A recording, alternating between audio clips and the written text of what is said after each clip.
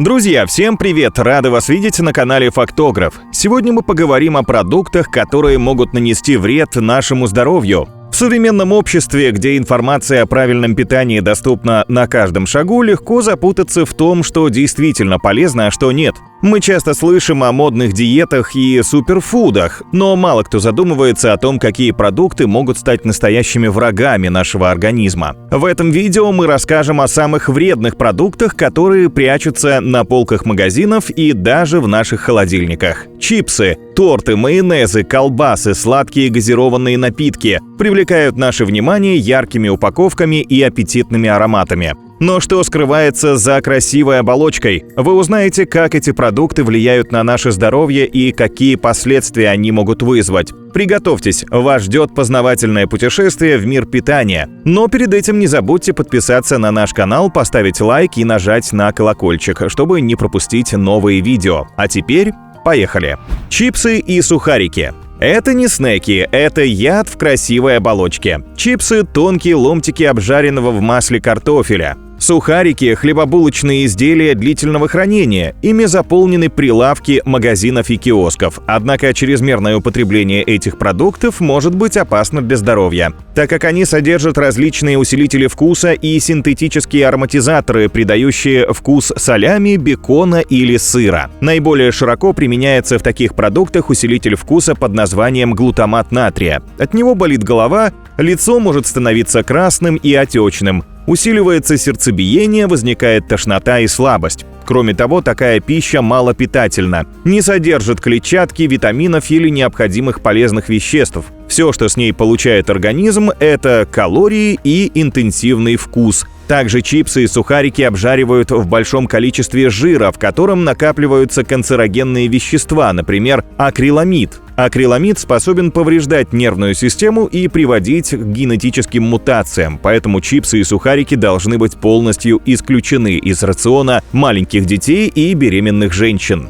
Торты. Бисквитные, шоколадные, с различной начинкой и кремом. Торты часто попадают в категорию хлебобулочных изделий, чрезмерное употребление которых может иметь негативные последствия для здоровья. Эти восхитительные лакомства обычно содержат много рафинированного сахара, вредных жиров и просто огромное количество калорий. Зачастую производители добавляют в пирожные и торты дешевое пальмовое масло, в котором содержатся трансжиры – твердые жиры, полученные из жидких растительных масел путем присоединения водорода. Если употреблять подобные продукты регулярно, то вы не только наберете лишний вес, но и существенно повысите риск появления болезней сердца и сосудов. Из-за усилителей вкуса и других добавок магазинные сладости вызывают сильное привыкание, поэтому остановиться на одном маленьком кусочке не удается. Особый вред такие продукты наносят детям, поэтому старайтесь, чтобы в рационе их было минимум. И помните, главное правило, актуальное не только для детей, но и для взрослых – десерт только после еды. Кетчупы и майонезы. Эти волшебные соусы, традиционно сопровождающие большинство блюд фастфуда, могут и самую полезную пищу превратить в отраву. Кетчуп, помимо стабилизаторов, эмульгаторов и консервантов, содержит химические красители и на пятую часть состоит из сахара, провоцирующего сахарный диабет, кариес, заболевания ЖКТ. Недаром говорят, что с кетчупом можно съесть даже газету. Такой соус прекрасно скрывает естественный вкус даже самых малоаппетитных, а то и просто испортившихся блюд. Майонез, в свою очередь, является носителем трансжиров, способных обманывать наш организм, встраиваясь в биомембраны клеток вместо натуральных омега-3 и омега-6 жирных кислот. Майонез – это чистый жир и высококалорийный продукт. Если вы будете его есть каждый день, то у вас появятся лишние килограммы, а также повысится уровень холестерина в крови. К тому же кетчуп и майонез содержат вещества, которые усиливают вкусовые свойства продукта. Это грозит тем, что вы будете съедать значительно больше, чем нужно. Маргарин. Функционально в кулинарии маргарин может заменить сливочное масло, да и цена его гораздо ниже. Однако такая экономия может вылезти боком. Маргарин – эмульсия, которая состоит из воды и смеси жиров растительного происхождения с применением эмульгаторов и ароматизаторов. Можно сказать, что современный маргарин по большей части производится из пальмового масла. Для улучшения вкуса производители также добавляют такие ингредиенты, как соль, сахар, сухое молоко, сыворотку и другое. Но главная опасность маргарина кроется в трансжирах. Как мы уже упоминали ранее, трансжиры представляют огромную опасность для сердца и сосудов, иммунной системы, органов ЖКТ, а также вызывают ожирение и являются факторами риска при развитии диабета и онкологических заболеваний. Кроме того, трансжиры являются одной из причин целлюлита и образования холестериновых бляшек, поэтому медики советуют отдавать предпочтение растительным и сливочным маслам. Попкорн. Этот простой продукт стал обязательным атрибутом кинопросмотров. Кто не любит пожевать попкорн в кинотеатре или дома перед телевизором? Сама по себе кукуруза не опасна, если не считать ее повышенной калорийности. В ней содержатся пищевые волокна и масса полезных веществ, которые приносят пользу для организма. Словом, представляя собой попкорн просто зерна кукурузы, не попал бы он в наш топ-10 самых вредных продуктов. Но все изменяется, когда кукурузу сочетают с маслом, солью, химическими добавками для карамелизации и усиления вкуса. В этом случае ее пищевая ценность еще более возрастает, а большие объемы соли задерживают воду в организме, приводят к проблемам с почками и скачкам артериального давления. Также чрезмерное употребление попкорна нагружает поджелудочную железу, может приводить к запорам и вздутию живота.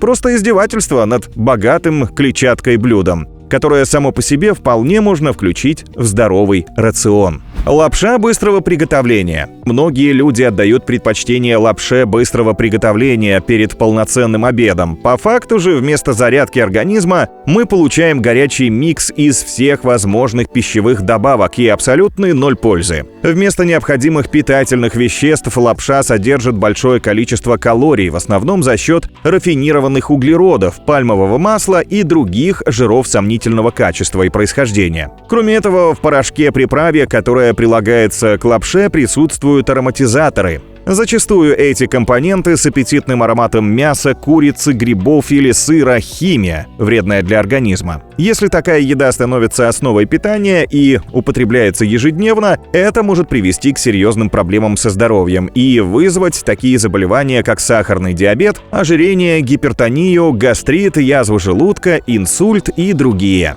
Сладкие газированные напитки. Многие из нас для утоления жажды выбирают сладкую газировку. Она обладает приятным вкусом, а также условным прохладительным эффектом. Но в составе любого такого напитка присутствует огромное количество сахара, консервантов и красителей. Помимо ударной дозы простых углеводов, в газировке есть ортофосфорная и другие кислоты, способные выводить из организма кальций. Это чревато разрушением костей и эмали зубов. Плюс углекислый газ позволяет еще быстрее распределить вредные компоненты по телу. Также высокая кислотность этого продукта способствует осложнению хронических заболеваний печени и желудка. Провоцирует изжогу, гастрит, язву двенадцатиперстной кишки. Но есть же газировки без сахара. Однако при нулевой калорийности они содержат сахарозаменители, в основном аспартам, который распадается как формальдегид, метанол и фениланин. Лайт-напиток раздражает слизистую рта, оставляет приторное послевкусие и снова